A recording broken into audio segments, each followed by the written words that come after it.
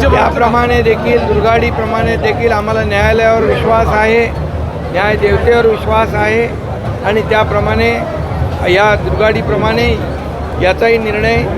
लवकरच लागेल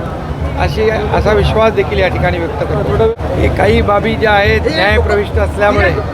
न्यायालयाकडे जे काही पाठपुरावा आहे तो सुरू आहे आणि मी खात्रीने सांगतो, विश्वासाने सांगतो